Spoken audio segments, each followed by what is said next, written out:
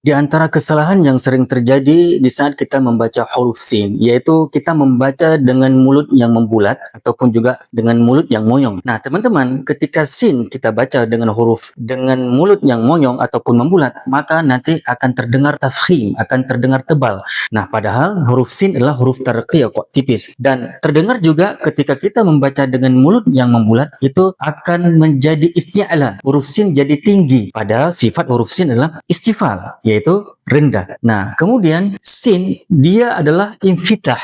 Kita baca dengan mulut yang lebar, teman-teman. Jadi bukan bulat. Nah, karena apa? Ketika kita membaca huruf sin dengan mulut yang bulat, terdengar seakan-akan seperti huruf shad. Nah, contoh dalam surah Al-Fatihah, teman-teman, kita berikan kalimat misalnya wa iyyaka nasta'in, nas. Jadi bukan nas, bukan mulut yang membulat. Kemudian juga siratal Nah, jadi mulutnya bukan seperti itu, bukan siratal mustaqim, tapi mustaqim, Jadi seperti itu, teman-teman. Jadi di sini perhatikan ada sin tidak dibaca dengan mulut yang bulat karena akan terbaca tebal dan akan terbaca tinggi dan itu seperti shad. Sedangkan ini sin istifal rendah dan membuka. Infitah.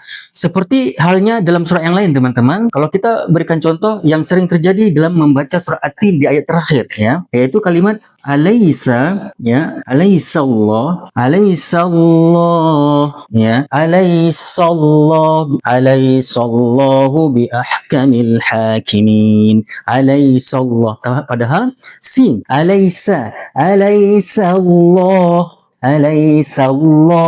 Seperti halnya juga Muhammadur Rasul, bukan Rasul, ya. Rasul,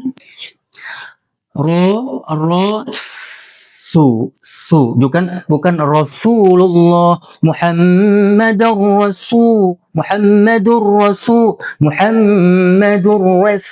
Seperti itu, teman-teman semuanya. Sin kita baca dengan mulut yang lebar, bukan bulat memoyong. Nah, teman-teman semuanya, seperti itulah penjelasan singkat dari kami tentang bagaimana cara membaca huruf sin. Jangan lupa ikuti terus video-video kami berikutnya dalam program Fatihah.